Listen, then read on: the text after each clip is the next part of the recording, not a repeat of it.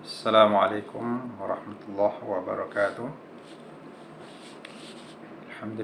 Alhamdulillahi rabbil alamin, wassalatu wassalamu ala asyrafil anbiya wal mursalin wa ala alihi wa sahbihi ajma'in, amma ba'd. Untuk perkuliahan kita pada siang ini atau kajian kita dalam materi hadis ahkam, yang hari ini kita akan mempelajari tentang hadis tentang anjuran dan perintah untuk menikah. Para penonton yang dirahmati oleh Allah Subhanahu wa taala,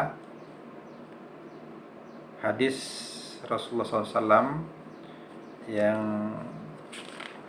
diriwayatkan oleh Imam Bukhari dan Muslim. Hadis itu berbunyi,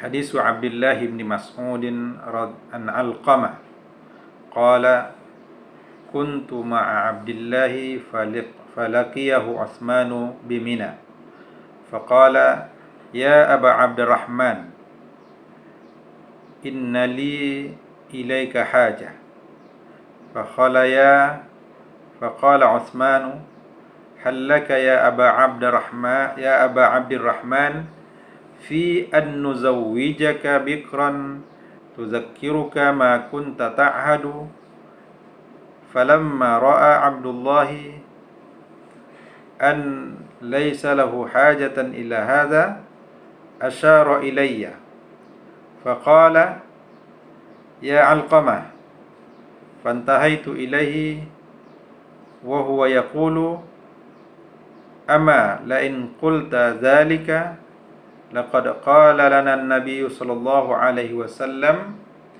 ya ma'syar asy-syababi man istata'a minkumul ba'ata falyatazawwaj fa innahu aghaddu lil basari wa ahsanu lil farji wa man lam yastati' fa alaihi bis-shawmi fa innahu lahu wija'un. Akhrajahu al-Bukhari fi kitab an-nikah bab qawli sallallahu alaihi wasallam man istata'a minkumul ba'ata falyatazawwaj.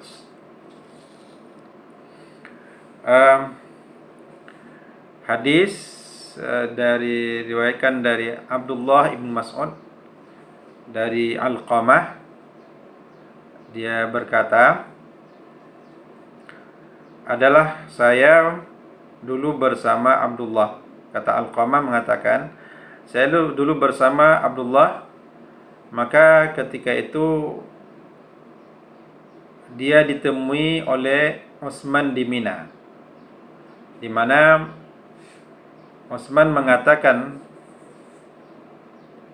ya Aba Abdurrahman, wahai Aba Abdurrahman, Bapak Abdurrahman, inna li ilaika haja, sesungguhnya saya punya hajat kepadamu wahai Aba Abdurrahman.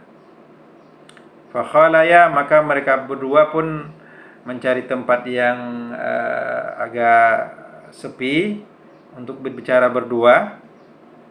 Mereka pun menyendiri ya, atau mereka mencari tempat yang agak ini cerita tidak didengar orang, agak ke tepi lah gitu.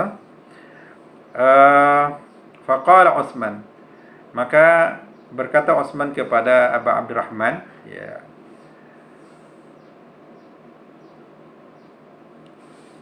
hal laka ya Aba Abdurrahman fi an nuzawwijaka bikran tudzakkiraka ma kunta ta'hadu. Hal laka, maukah engkau wahai Aba Abdurrahman, kata Utsman, kami nikahkan engkau dengan seorang gadis yang akan mengingatkan kamu pada masa-masa yang muda yang sudah pernah kamu lalui. Arti yang kamu kepada masa-masa pernikahan awal dulu ya, dengan seorang gadis kita.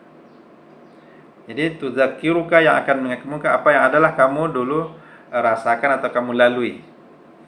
Falamma ra'a Abdullahi allaysa lahu hajatun ila hadza asyara ilayya. Maka ketika Abdullah melihat bahwa dia tidak ada hajat kepada untuk nikah gitu. Jadi Abdullah Abu Abdurrahman ya, Abdullah Ibnu Mas'ud ya, dia tidak ada keinginan untuk menikahi yang ditawarkan oleh Utsman tadi, maka asyara ilayya, dia mengisyaratkan kepadaku, kata Alqamah. Faqala ya Alqamah, wahai Alqamah. Fantahaitu ilaihi, maka saya pun berhenti atau berjalan kepadanya sampai berhenti di depan dia. Wa huwa yaqul, dan dia mengatakan, amma la in qulta dzalik, adapun ya, jika engkau mengatakan itu, laqad qala lana an-nabi sallallahu alaihi wasallam, maka Nabi sallallahu alaihi wasallam mengatakan, ya ma'syaras syabab, wahai para pemuda, man istata'a minkumul ba'ata falyatazawwaj, siapa yang sanggup di antara kalian ba'ah atau menikah, maka hendaklah dia menikah. Sesungguhnya menikah itu bisa membuat mata terpelihara, ya, memelihara pandangan, dan memelihara kemaluan atau kehormatan. Dan siapa yang mawaman lam yastati', siapa yang tidak sanggup, fa'alaihi bis-shaumi, maka hendaklah dia berpuasa. Fa innahu lahu wija'un, maka sesungguhnya dengan berpuasa itu ada menjadi benteng, menjadi penawar bagi dia. Jadi para penonton yang dimuliakan Allah, para mahasiswa yang dirahmati oleh Allah Subhanahu wa taala. Jadi hadis ini bercerita tentang adanya pertemuan tiga sahabat. Pertama Abdullah Ibnu Mas'ud, kemudian ada di situ Alqamah, dan ada Utsman bin Affan radhiyallahu anhu. Mereka bertemu di Mina. Ketika itu Utsman menawarkan seorang gadis, mungkin ini seorang dari keluarga beliau, yang dia mau tawarkan gadis ini kepada Aba Abdurrahman. Aba Abdurrahman ini dalam kemungkinan besar adalah Abdullah Ibnu Mas'ud, yang dia mengatakan, wahai Aba Abdurrahman, innali ilaika hajah, saya ada keperluan kepada Anda nih. Nah, maka mereka pun, karena ceritanya agak rahasia, jadi mereka pun mengambil tempat untuk ke tepi jalan gitu ya. Kemudian mereka bercerita, maka disampaikanlah oleh Utsman bin Affan radhiyallahu anhu kepada Aba Abdurrahman tadi, katanya, hal laka ya Aba Abdurrahman fi an nuzawwijuka bikran, apakah Abdurrahman mau enggak kamu saya nikahkan dengan seorang gadis gitu, yang kalau kamu nikah gadis ini bisa mengingatkan kamu lagi pada kebahagiaan pernikahan awal yang kamu dulu gitu. Nah, tapi ketika itu Abdullah ya Abu Abdurrahman tidak berminat untuk menikah dengan gadis yang ditawarkan itu. Maka ketika itu Utsman pun mengisyaratkan kepada Alqamah untuk datang. Nah, maka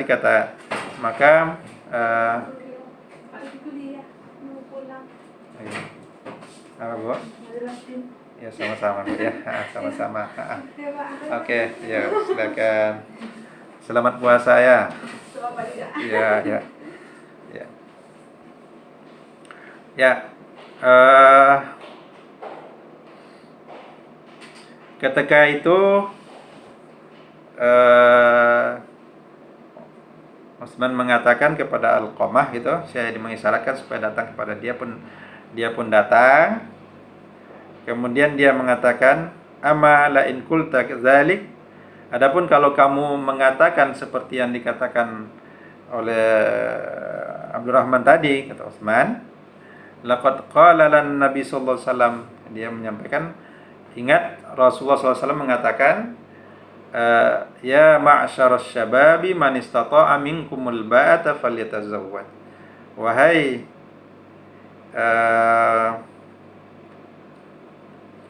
wahai para pemuda, siapa yang sanggup menikah, maka hendaklah dia menikah. Artinya, jadi berarti kemungkinan besar Alqamahnya masih bujang ini, sehingga hadisnya keluar ya ma'syaras syabab. Wahai para pemuda, kalau kalian sudah sanggup untuk ba'ah, menikah. Al-ba'ah itu ulama mengatakan yang sangat dari al-ba'ah itu menikah adalah kemampuan al-wata', kemampuan untuk melayani suami istri dalam hubungan suami istri, hubungan seksual. Dan ada juga mengatakan bahwa bukan hanya sekedar hubungan seksual, tetapi juga kemampuan untuk memberikan nafkah. Tapi yang sangat ininya adalah hubungan seksual ini, di mana ketika dia sudah sanggup, maka falyatazawwaj, maka hendaklah dia menikah. Jadi kalau dalam kata falyatazawwaj ini ada lamnya itu lam amar. Jadi ada seperti ada perintah di situ. Maka hendaklah menikah. Untuk apa? Jadi di antara hikmah, di antara tujuan menikah ini adalah fa innahu aghaddu lil basari wa ahsanu lil farji. Maka sesungguhnya dia bisa memelihara pandangan dan memelihara kehormatan faraj. Ini di muzakkirahnya mungkin tidak ada tertulis fa innahu aghaddu lil basari wa ahsanu lil farj. Tertinggal, maka silakan ditambah ya. Selamat tanggal di buku, silakan ditambah fa innahu aghaddu lil basari wa ahsanu lil farj. Sesungguhnya menikah itu bisa menjaga pandangan. Artinya ketika orang sudah menikah, maka dia bisa memelihara pandangannya, tidak lagi nengok sana sini, nengok anak gadis orang, nengok perempuan yang lain gitu. Kemudian wa ahsanul farji, dan dia bisa memelihara juga bagi kemaluan atau kehormatan. Karena orang kalau tidak menikah, apalagi kalau sudah hasrat seksualnya sudah tinggi yang kadang tidak tertahankan, bisa saja dia terlibat dalam perzinahan dan sebagainya, atau hal-hal yang dilarang. Maka ketika dia menikah, maka itu bisa menjaga pandangan dan menjaga kehormatannya. Kemudian bagaimana kalau orang itu tidak sanggup gitu? Wa man lam yastati' fa 'alaihi bis-shaumi. Maka siapa yang tidak sanggup untuk menikah, maka hendaklah dia berpuasa. Sesungguhnya puasa itu bisa jadi wijak, jadi penawar. Artinya ketika seseorang kadang hasrat seksual ya, sudah memuncak, maka ketika dia menikah, dia bisa menyalurkan hasrat seksual ini secara halal. Kemudian kalau juga dia tidak sanggup, artinya nafsu seksual ada, tapi secara nafkah, kemampuan untuk menafkahi tidak ada, maka Rasulullah menganjurkan untuk berpuasa. Mungkin anjuran untuk, ada yang mengatakan untuk kegiatan olahraga dan sebagainya, itu bisa saja. Tetapi yang sangat manjur itu adalah dengan berpuasa, karena berpuasa itu akan menstabilkan emosi, mendekatkan diri kepada Allah Subhanahu wa taala, kemudian juga bisa mengurangi hasad seksual. Libido seksual bisa berkurang dan bisa menjaga diri kita. Maka hadis ya ma'syaras syabab man istata'a minkumul ba'ata falyatazawwaj. Wahai para pemuda, siapa yang sudah sanggup menikah, maka hendaklah menikah. Maka kalau ada orang yang tidak mau menikah, ini dipertanyakan gitu. Atau juga dia tidak mau menikah secara sah, tapi mencari kesenangan dari hal yang haram, itu juga tentu ini dilarang. Maka Rasulullah SAW mengatakan bahwa pernikahan itu adalah sunnahku, kata Rasulullah, dan harus para pemuda sudah harus siap menikah. Kalau dulu pemuda dulu ya umur 15, 17, 18 sudah menikah. Yang perempuan kadang juga di atas 13 sudah menikah. Walaupun sekarang kita di undang-undang kita sudah ada menikah itu di umur 19 tahun. Laki-laki 19 tahun, perempuan 19 tahun. Saya nggak tahu juga kenapa perempuan juga ditambah jadi 19 ya. Mungkin ada alasan-alasan.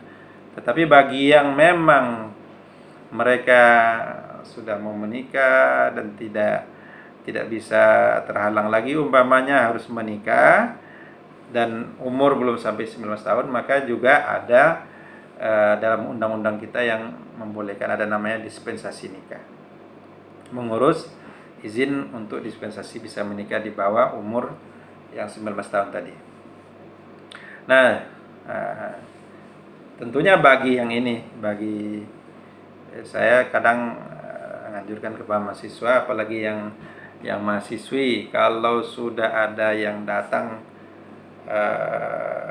melamar dan sudah orangnya orang baik, ada berbadan sehat, kemudian juga kantongnya sehat gitu ya, akan bisa dipertimbangkan. Masalah Pak, saya sedang kuliah Pak, baru semester 6 gitu. Itu kan teknis itu. Teknis di mana tidak harus menghalangi pernikahan. Artinya bisa dilanjutkan gitu. Pernikahan sambil juga kuliah. Saya juga dulu saya nikah dengan istri saya juga baru semester berapa gitu. Tapi alhamdulillah selesai juga perkuliahannya. Tentunya dengan tekad yang kuat untuk menyelesaikan perkuliahan. Artinya apa? Kalau dari segi umur saya rasa tak ada masalah nih mahasiswinya, karena sudah di atas 19 tahun rata-rata. Nah, jadi maksudnya begini, yang pemuda pun ketika menikah memang ya secara ba'ah kemampuan untuk melayani dalam bidang seksual tentu ini sudah sanggup, tetapi mungkin yang ditambah adalah secara nafkah. Artinya ada kemampuan untuk bekerja dan untuk menafkahi, memberi makan anak dan istri nantinya. Maka dalam hal ini para ulama membuat hukum nikah itu tidak satu gitu.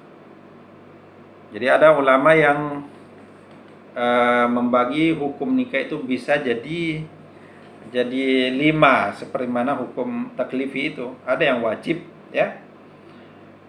Seorang pemuda atau seseorang dia wajib menikah kalau memang dia dari segi kemampuan badan fisik untuk melayani secara seksual, kemudian kuat, kemudian juga dia punya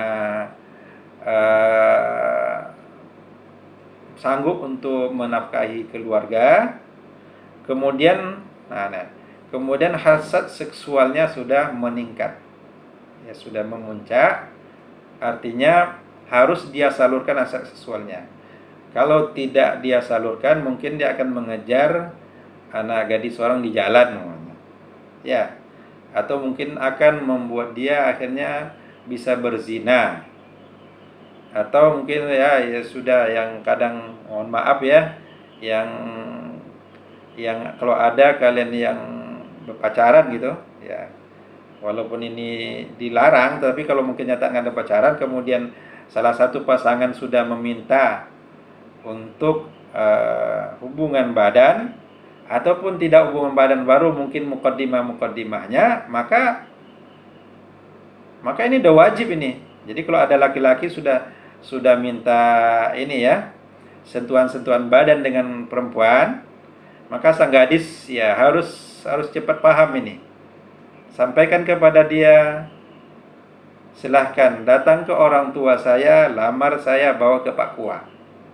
Kalau tidak nanti berbahaya, karena keinginan itu sudah sudah memuncak. Maka pada kondisi orang seperti ini, artinya dia tidak mungkin lagi bisa menahan, tidak lagi menahan hasrat seksualnya, maka menikah itu jadi wajib hukumnya bagi dia.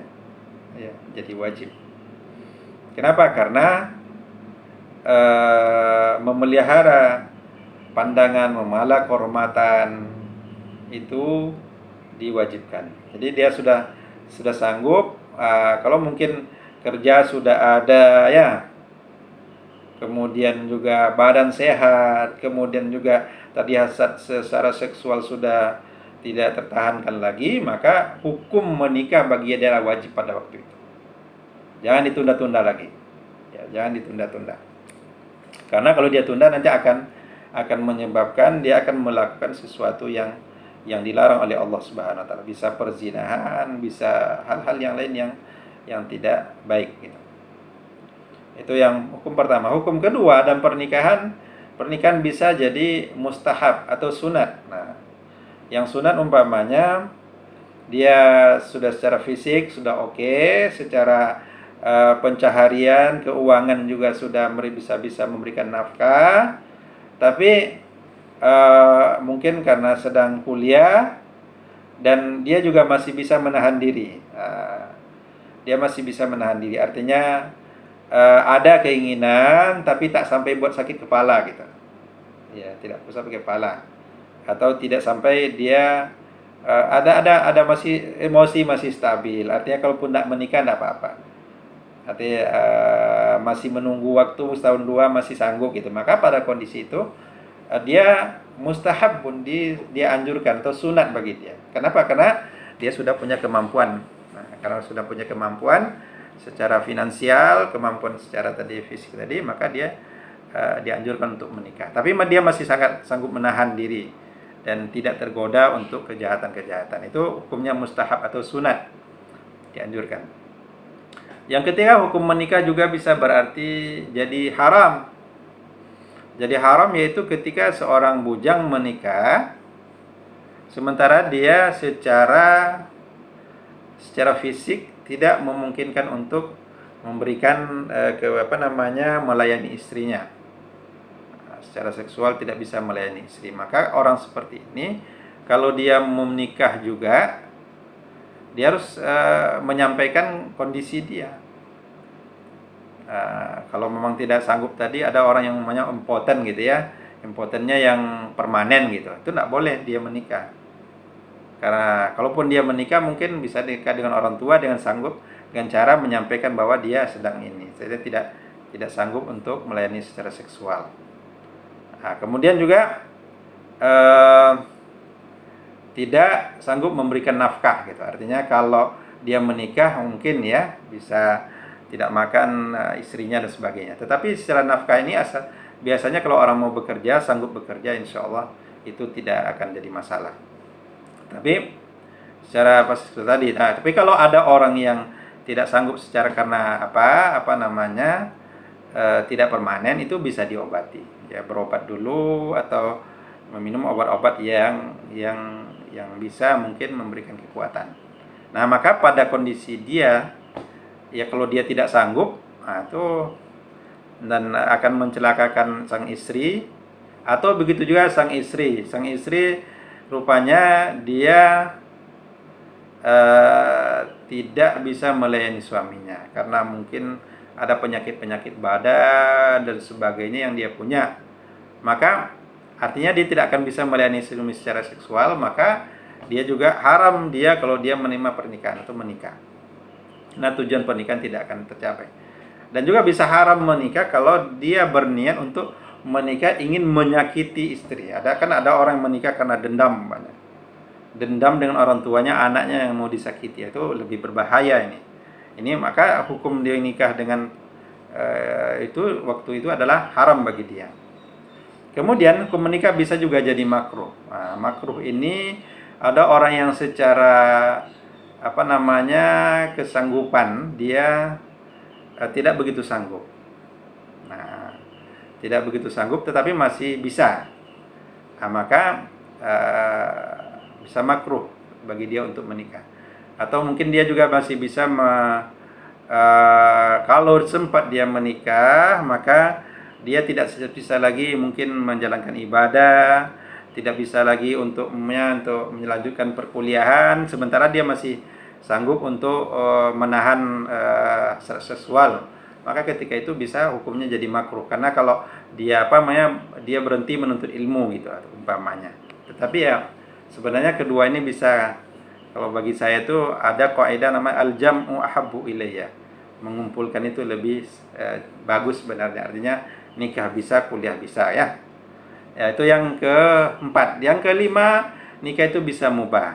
Nah, mubah itu artinya dia punya kesanggupan, tetapi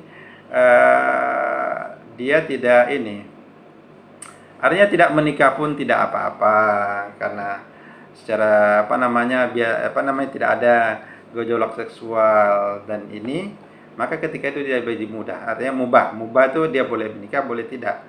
Karena juga kalaupun menikah mungkin dia juga tidak punya hasrat yang kuat untuk menikah gitu. Maka bagi dia itu mubah. Nah, tapi juga tidak ada halangan untuk menikah. Ini hukum menikah. Maka ya bagi mahasiswa yang ini, ya saudara mungkin sudah bisa dipertimbangkan kan. Artinya kalau memang sudah sudah ada nafkah, sudah ada pekerjaan yang tetap, kenapa tidak? Karena kadang ada sesuatu yang lebih cepat lebih baik gitu ya. Tetapi juga mungkin ada sesuatu yang perlu dipertimbangkan. Maka di sini Rasulullah mengabarkan bahwa kalau sempat lambat menikah itu membuat orang matanya banyak dosa, sampai terjebak ke zina, ke hal-hal yang tidak kefahisha, maka Rasul mengatakan, man istata'a minkumul ba'ata falyatazawwaj. Siapa yang sanggup menikah silakan menikah. Tapi siapa yang memang belum sanggup karena banyak hal, maka dianjurkan untuk puasa. Jadi kalau para pemuda ini, mahasiswa, ya mahasiswi, ya banyaklah puasa ya. Puasa Senin Kamis, puasa bisa juga puasa Daud kalau sanggup ya. Itu akan memberikan keberkahan dalam kehidupan.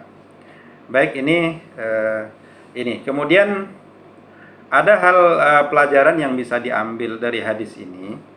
Pertama, memang ada sebentuk tradisi para sahabat itu untuk membantu anak-anak perempuannya, membantu keponakan-keponakan perempuannya atau kakak dan adiknya untuk bisa menikah.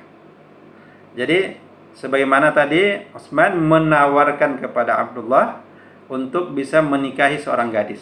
Ya, artinya dia menyampaikan, ini saya punya keponakan ini, saya punya anak, saya punya cucu gitu yang mau menikah, saya punya kakak yang mau menikah. Jadi karena pada dasarnya perempuan itu tentu pasif, maka anggota keluarga harus aktif untuk mencarikan solusi pernikahan kepada anak-anak perempuan mereka atau cucu perempuan mereka. Dan ini tidak, kalau mungkin di zaman dulu kita di kampung-kampung, kalau kita tanya ayah kita, mungkin ibu kita, mungkin mereka menganggap ini hal yang tabu, yang tidak bagus. Kenapa? Karena seolah-olah mau menjual anak gitu. Ketika menawarkan anak gadisnya kepada seseorang yang baik, seolah menjual anak. Padahal ini sesuatu hal yang harus dilakukan, karena sahabat melakukannya. Ya bisa kalian juga, mungkin ada abang, tidak harus ini ya, yang ditawarkan itu tidak ada yang perempuan. Bisa juga mahasiswi, dia punya kawan, dia lihat kawannya bagus, akhlaknya bagus, ibadah bagus, kemudian penampilan, perhatian bagus. Ketika itu dia punya seorang abang yang belum menikah, bisa juga menawarkan ke abangnya bahwa saya punya kawan ini. kawan saya ini orangnya baik nih bang, ya, bisa aja ditawarkan. Dan ini bagian dari sunnah yang dianjurkan tadi, yang ada dalam hadis ini, di mana Utsman menawarkan seorang gadis, seorang perempuan dari keluarga dia untuk dinikahkan dengan Abdurrahman. Walaupun waktu itu ditolak, tentu dia akan, kalau ditolak ya tidak ada masalah, cari laki-laki yang lain. Nah, jadi atau mungkin juga ya sebagai antum yang mahasiswa yang punya adik perempuan gitu. Kenapa tidak? Punya adik perempuan, kemudian kita melihat ada abang-abang kelas atau kawan kita yang akhlaknya bagus, yang prospeknya bagus, ditawarkan, ini saya juga punya adik ini. Nah, biasanya hal yang seperti itu sebenarnya sangat menguntungkan kedua belah pihak. Kadang ada seorang menawarkan anak perempuannya kepada seorang laki-laki. Laki-laki ini rupanya sebenarnya sudah lama mau menikah, tapi mungkin mencari sendiri agak susah atau gimana gitu. Ya boleh saja. Tapi dengan syarat, kalau pernikahan seperti ini memang Rasulullah menganjurkan untuk ada proses ta'arufnya, diperlihatkan, dipertemukan. Nanti juga kalau perlu disuruh berbicara berdua, atau mungkin ya maksudnya berbicara antara mereka dengan dihadiri oleh mahramnya. Kemudian nanti kalau ketemu ya nikah, kalau tidak berarti tinggal cari yang lain lagi. Ya mungkin ada, kalau nanti ada perempuan itu mungkin ada laki-laki yang cocok dengan dia yang lain, atau ketika mungkin laki-laki tidak diterima oleh perempuan, maka juga mungkin ada perempuan lain yang paling cocok yang menunggu gitu. Ini di antara hadis ini yang bisa kami hukum tadi adalah bahwa keluarga perempuan, keluarga seorang gadis juga harus bisa proaktif untuk mencarikan jodoh yang sesuai untuk anak gadis mereka atau keluarga mereka. Itu juga mungkin mencarikan untuk anak laki-laki juga terkadang ini. Jadi artinya kalau tentunya kecocokan, maka Rasulullah sangat menganjurkan kalau seorang gadis pun dinikahkan bukan dipaksa, tapi harus ada ridhoha, ada persetujuannya, walaupun persetujuannya hanya dengan mungkin diam gitu. Kalau janda justru persetujuannya harus kata-kata iya gitu. Nah, jadi ini hadis ya tentang anjuran dan hukum menikah yang bisa kita pelajari dan kita bisa kita ambil hikmah dari hadis Rasulullah ini. Yang tadi itu pertama, jadi pelajarannya pertama menganjurkan juga untuk bisa mencarikan jodoh untuk keluarga kita yang sesuai, menawarkannya kepada orang lain yang kita pandang baik, itu boleh, satu. Yang kedua juga kalau sudah masanya menikah, sudah ada seragam menikah dan sudah sesuai ada kemampuan secara finansial, maka dianjurkan untuk menikah. Kemudian yang ketiga, di antara solusi kalau orang yang mungkin belum bisa menikah karena berbagai hal, maka dia dianjurkan untuk berpuasa. Karena puasa juga bisa menjadi benteng dan penawar untuk mengurangi hasad seksualnya. Itu dan bisa, dalam hadis juga disebutkan bahwa pernikahan itu dapat menjadi tameng, menjadi hal yang bisa menjaga pandangan dan menjaga kehormatan seorang muslim atau seseorang. Itu yang dapat kita inikan pada hadis yang bisa kita jelaskan dari hadis ini. Mudah-mudahan